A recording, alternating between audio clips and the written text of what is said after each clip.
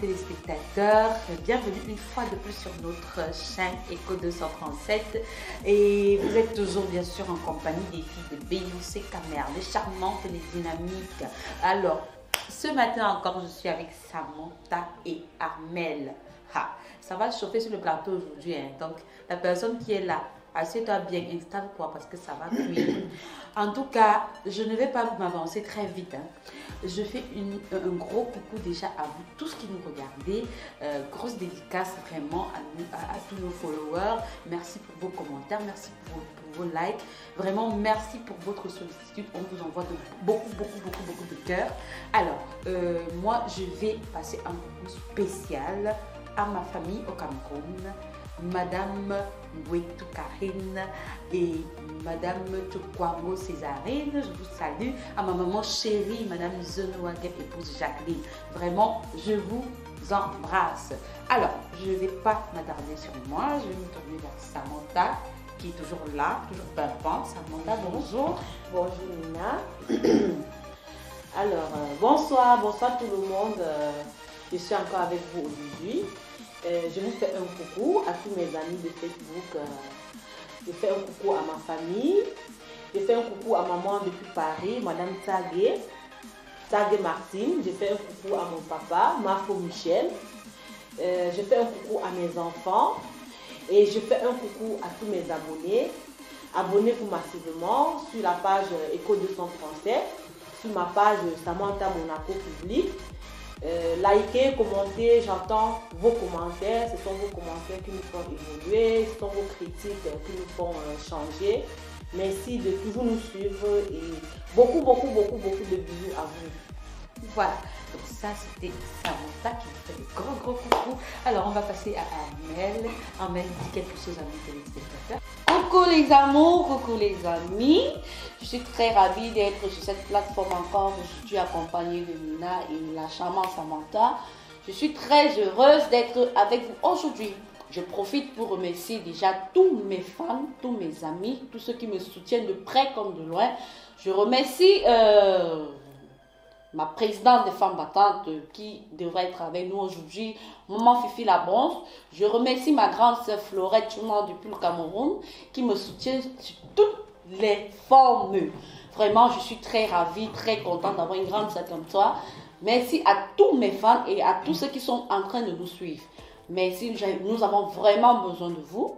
Nous avons besoin de vos commentaires, nous avons besoin de vos likes et de vos partages. Car c'est grâce à ça que nous avons la force de continuer. Ciao, voilà. Donc, c'était Armelle et j'espère que vous avez bien noté, hein. Alors, sans plus tarder, on va passer à notre bouillon chaud. On appelle ça le bouillon chaud, non? Voilà. Parce que en même temps, aujourd'hui, là, c'est vraiment un bouillon qui va chauffer, hein. Alors, qu'est-ce qui se passe encore à Eco 237? Qu'est-ce que les filles de Beyoncé Camer ont encore fait aujourd'hui? Voilà, on a une soeur. Parce que vous savez, nous les femmes, on a toujours des problèmes. On a une soeur qui a déjà fait 4 mariages. Elle s'est déjà mariée 4 fois. 1, 2, 3, 4 times. Et depuis là, elle n'a toujours pas trouvé Prince Charmeur. C'est Prince Charmant, hein. Donc, s'il vous plaît, aujourd'hui là, c'est très grave. La soeur est en train de chercher un 5e mariage. Donc, il est question aujourd'hui pour nous d'aider la soeur à délivrer son prince charmant qui est calé dans les films romantiques et les contes de fées là, s'il vous plaît. On a besoin de vous pour le plateau d'aujourd'hui parce que c'est sérieux. Sincèrement, elle a fait 4 mariages et elle s'apprête à faire un 5e. Et du coup, elle se demande si elle n'a pas fait le mauvais choix ou bien si elle est en train de bien faire ou quoi que ce soit. Dans tous les cas, il est question pour nous aujourd'hui de lui apporter nos avis par rapport à sa situation. Est-ce que c'est approprié pour elle d'aller vers un nouveau mariage? Est-ce que c'est à force de multiplier les mariages qu'on finit par trouver le bon? Est-ce qu'il y a un homme parfait finalement? Est-ce que le prince charmant, ça existe vraiment? Donc, sans plus tarder, voilà, je vais passer la parole à Samantha. S'il te plaît, Samantha, dis-nous, qu'est-ce que tu penses du problème de cette sœur? Moi, je pense que cette sœur, elle a ses raisons. Parce que si tu vois une femme qui est à 4 mariages, et qu'elle s'apprête à faire le 5e, ça veut tout simplement dire qu'elle a ses raisons. Quel genre de raison, par exemple? Quand je parle de raison, ça veut dire que peut-être tu peux épouser un homme. Peut-être elle a épousé le premier, elle a trouvé peut-être, il était parfait, mais après elle a commencé à trouver les défauts. Elle a épousé le deuxième, elle a commencé à trouver les défauts, et ainsi de suite. Ah, donc ça peut justifier le fait qu'elle soit déjà à 4 mariages et Oui. donc cherche encore celui qui est mieux que les 4 précédents. Oui, oui. En tout cas, ça c'était le point de vue de Samantha. On va passer à Armel. Armel, dis-nous, tu penses quoi de cette situation? Maman, cette situation, moi-même, je suis d'abord dépassée parce que, en temps réel, une femme, 4 mariages, 4 divorces et prête à entamer un 5e mariage, Oui. pour moi, c'est un peu trop exagéré, c'est trop fort. Non, mais pourquoi tu penses que c'est trop fort? Parce que je ne comprends pas comment une femme peut ne pas trouver son compte, disons le premier, le deuxième mariage. Elle vient au 4e, elle passe jusqu'au 5e mariage, mon Dieu. Mais elle cherche quoi? Qu'est-ce que cette femme peut bien chercher? Que nous, les autres femmes qui sommes là, on supporte le calvaire dans le mariage, nous, on ne trouve pas. C'est ce que je veux savoir. Mais Samantha vient de le dire. Elle n'a pas trouvé son compte, elle a trouvé des défauts. Quel compte? Moi, je ne comprends pas une femme. Une femme qui est dans un mariage. Oui. D'abord, le mariage n'est pas un truc donné à n'importe qui. Il faut qu'elle le sache. Quand on est un mari, c'est tellement d'honneur. Et puis, si l'homme avec qui tu es n'est pas parfait, mais arrange-le, mets-le au pas. S'il a un défaut qui t'énerve, c'est ton homme. Tu le façonnes à ta manière. Et en le façonnant, tu trouves ton compte. Et là, il est l'homme parfait pour toi. S'il a une défaut qui t'énerve et que tu arranges et qu'il ne veut pas changer. Non, il ne veut pas changer comment? On dit que quelle femme est incapable de mettre son homme au pas? En tout cas, elle relève aussi quelque chose d'important. Parce que pour changer, il faudrait que lui aussi il veuille changer. Si toi, tu veux le changer et que lui, il ne veut pas changer, qu'est-ce que tu fais dans ce cas, Armel? Je vais tout faire pour changer mon homme. Et je vais d'abord relever un truc. Moi, tout ce que je sais, c'est qu'il y a les histoires un peu très pertinentes dans les couples qui nous amènent à divorcer. Je prends un exemple. Il y a le problème de sorcellerie. Il y a le problème d'empoisonnement. Mais le reste là. Et le problème de, je sais pas trop, même si un homme me trompe, moi je peux pas divorcer de lui. Hein. Pour moi, tout ce qui relève d'un couple, c'est que s'il y a la sorcellerie ou bien l'empoisonnement, là, il peut avoir divorce. Mais en dehors des deux cas là, je trouve pas normal qu'une femme divorce avec 5 maids, 4 hommes. Non, rien. Armel, tu me fais rire. Hein? Oui, Armel me fait rire, Nina, parce que moi, je ne peux pas épouser un homme du jour au lendemain, il change et je continue à être avec lui. Imagine-toi un peu que j'épouse un homme aujourd'hui. Oui. Un homme qui était mince, du jour au lendemain, il devient gros. Et il dort, il commence à ronfler. Il ronfle la nuit, tu n'arrives pas à dormir. Justement, ça, ce sont les détails. Détails sur quoi? Ce sont les détails, c'est ça, c'est arrangeable. Tout ce qui se passe, ce sont les Qu'est-ce qui est problèmes. arrangeable? S'il faut regarder ça, aucune femme ne pourrait supporter le mariage. Mais si j'insiste sur le point sorcellerie et mariage, Donc, c'est une question de vie. Ah, mais de mort. attends un peu. Je peux pas tuer un homme. Donc parce je dois que être mal à l'aise toute ma c'est vie. pas une histoire d'être mal à l'aise, ma chérie. Si. Et si c'est le cas, Si. je suis désolée, tu vas faire le tour du monde. Hein, Non, pour je ne peux chercher pas, je trouver peux pas, l'homme parfait. Nina, tu ne peux pas épouser aucune femme. Au fait, moi, je ne peux pas épouser un homme qui ronfle. Tu dis ne mange plus, il mange. Tu te réveilles la nuit, tu le trouves en train de voler sa propre nourriture pour manger. Parce qu'il ne veut pas faire le régime pour Vole sa propre Ah, nourriture ça, pour manger, hein? c'est la kleptomanie. Et la kleptomanie, c'est une maladie qui se soigne. Donc, du coup, il pourra changer. Si tu veux que ton homme change, Non, il va changer. là, il est gourmand. Donc là, elle doit l'amener à l'hôpital, quoi. Oui, il y a un Se faire problème. soigner. Il doit avoir un problème même dans la tête. Bon, et Bon. si après l'hôpital, il réagit toujours de la même façon, elle fait quoi? Oh là là. Et c'est lui qui se lave une fois par jour, et que ses pieds sentent. Tu lui dis que mon frère, lave-toi. Prétexte qu'il te dit que non, je me Maman, suis déjà lavé la le base matin. du mariage, même d'abord, c'est quoi? Je suis désolée, c'est le dialogue et tout. Parce que si tu ne dialogues pas avec ton homme, si cet homme t'aime d'abord, il va changer. Nina, c'est ça que je dis donc. Oui, oui. Si tu demandes à cet homme que va te laver, il te dit que je me suis lavé le matin. Tu fais comment? Tu vas passer ton temps à mal dormir parce que, à cause des odeurs, parce que tu veux le mariage.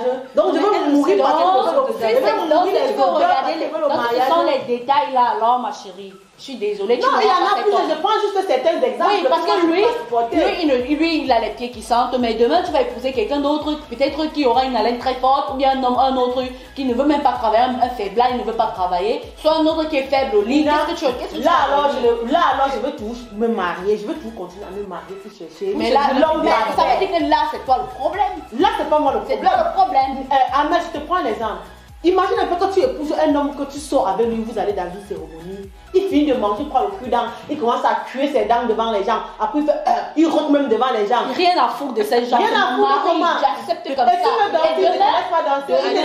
Et demain, quand on va rentrer, je vais lui parler et sérieusement. Parce que dans tout, il y a aussi le sérieux. Et si tu parles à chaque jour, il ne change pas. Non, ça, c'est pas sérieux. Il y a une manière de prendre son homme. Je pense que le mariage, c'est la femme qui tire. Il y a les hommes qui ne comprennent pas. Imagine un peu celui-là qui ronfle toute la nuit. Tu lui mets au régime.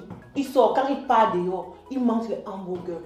À la maison, il mange un peu. Il te dit qu'il fait le... Mais tous les jours, il grossit, il ronfle comme le porc. Donc tu vas supporter tout ça parce que c'est le cas, tu épouses un homme mince et puis il prend le poids. Attendez les femmes, on va je parle du mais c'est toi le problème. Non, c'est pas moi le problème, je suis désolée. Le meilleur, c'est du supporter.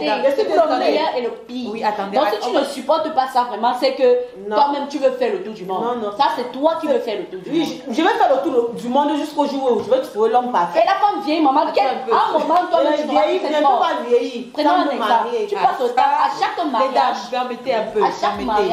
Permettez, s'il non, vous plaît. non, c'est pas normal. Essayons un peu d'aller point par point parce qu'il y a beaucoup d'arguments qui viennent de partout là. Ouais. Et il faudrait que nos téléspectateurs puissent retenir les meilleurs et mieux comprendre ces arguments là.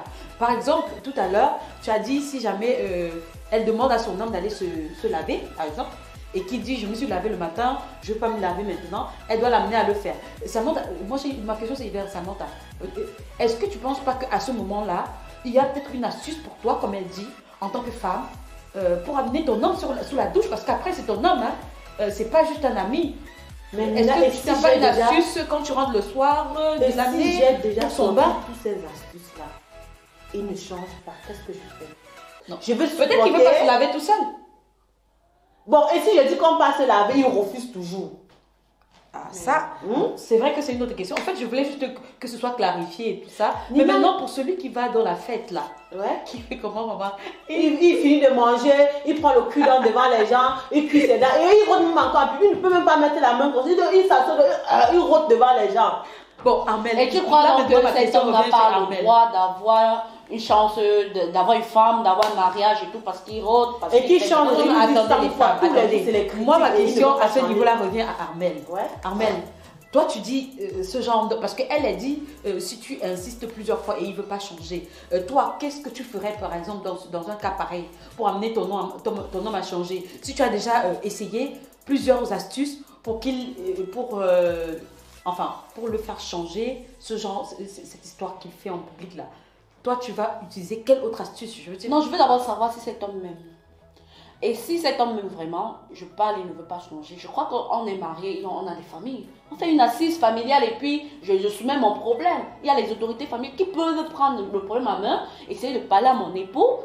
C'est qu'il va changer parce que lui aussi il est un être humain. Personne n'est pas le bois, il a un cœur. Et si sa famille le soutient plutôt? Non, sa famille ne peut pas le soutenir puisque sa famille. Parce qu'on a plein de belles familles. Même pas seulement sa famille, même ma famille. Quand on fait une assise familiale, c'est des deux côtés. C'est ça. C'est pas la famille qui va venir parler à mon homme. Moi, à chaque problème, il y a des problèmes où la famille doit intervenir. Quand je ne parviens pas à gérer, je convoque une assise.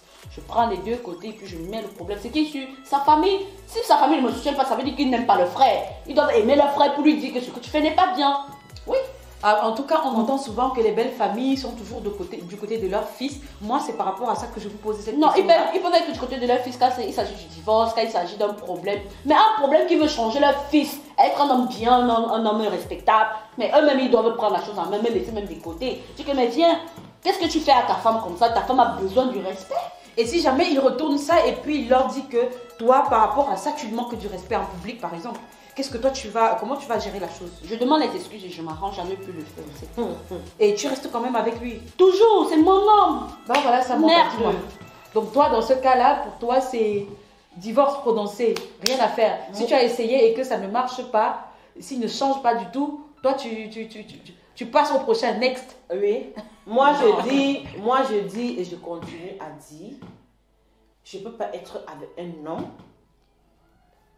qui ronfle, qui pète toute la nuit, qui est sauvage, tu parles dans une fête. Toutes ces qualités, c'est pour un homme ou bien c'est pour les 4 hommes. Dans chaque homme, je vais trouver ma part de défaut. Ce qui est sûr, dans chaque homme, peut-être dans tous les 4, elle a trouvé, parmi les 4 hommes, elle a trouvé le défaut.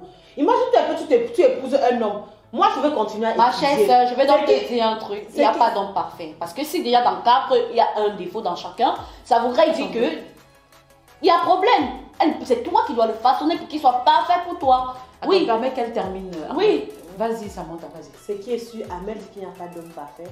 Ce qui est sûr, moi, je vais toujours me marier jusqu'à ce que je vais trouver l'homme parfait. Hein, maman? Ce qui est sûr. Même si c'est combien de mariages? Même si c'est combien, oui, non, je vais continuer. Et pensons au nombre je ne vais pas d'enfants. supporter un homme que... Pensons au nombre Je ne d'enfants. suis pas obligée de faire les enfants. Je dois d'abord étudier. Je me marie avec toi un an, je t'étudie bien. Si tu pètes et que tu dis que mon frère change, tu ne veux pas changer. Moi, tu te dégages. Et quand je veux revenir au fait que tu dis que tu ne veux pas faire d'enfant, mais la maternité, toutes les femmes aimeraient être maternelles. Toutes les femmes aimeraient avoir un enfant. J'ai dit je ne veux pas. J'ai dit que je ne suis pas obligée de faire l'enfant là. Je dois d'abord étudier. Mais tu étudies un homme que tu as épousé. Oui. Mais dans le mariage. Oui. Mais finalement, tu n'es plus ça. Tu devrais l'étudier l'étudier. dehors. Par contre, Parce que un là, maintenant, cet homme aussi a une mauvaise réputation du fait qu'il a divorcé avec toi. C'est Parfois, pas tout le monde qui tu aimerait épouses un homme, il est doux.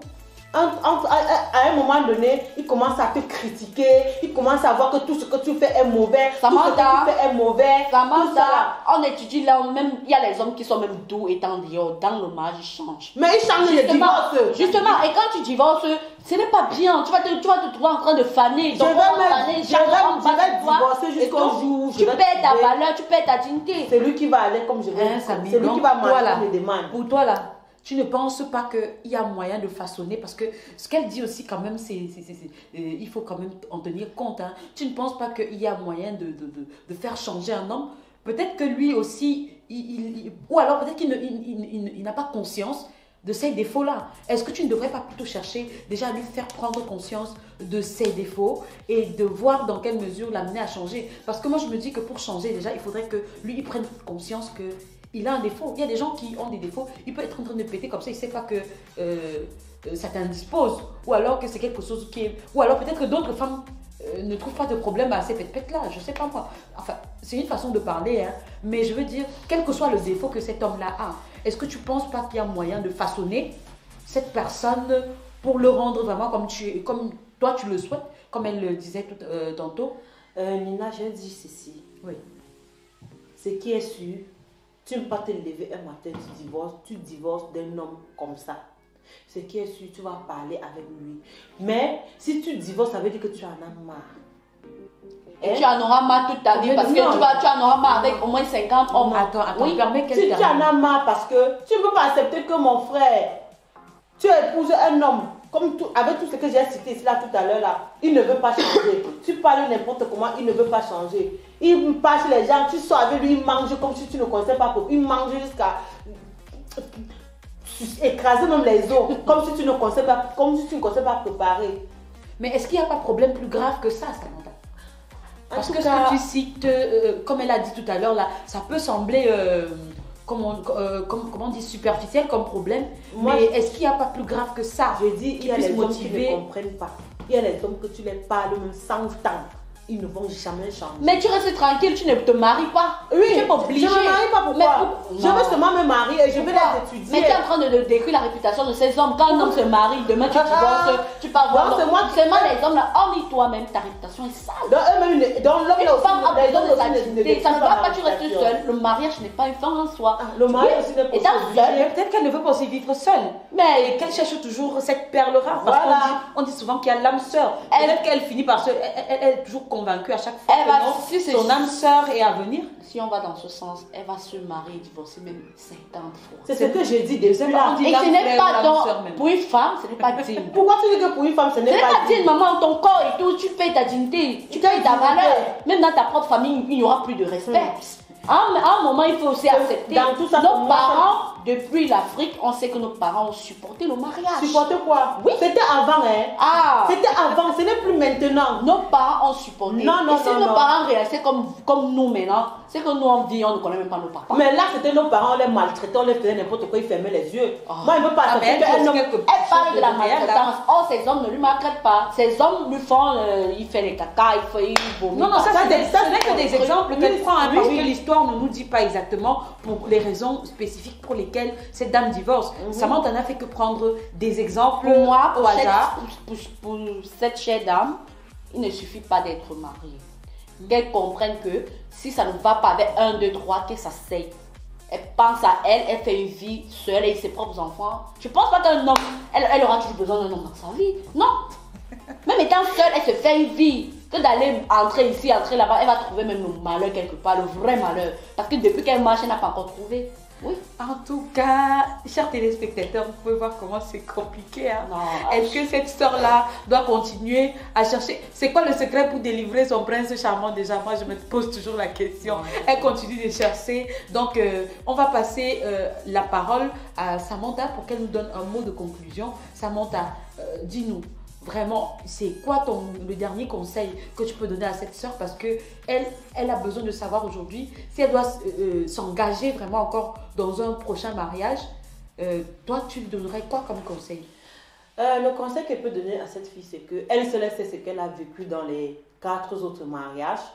Donc, c'est elle qui sent son corps.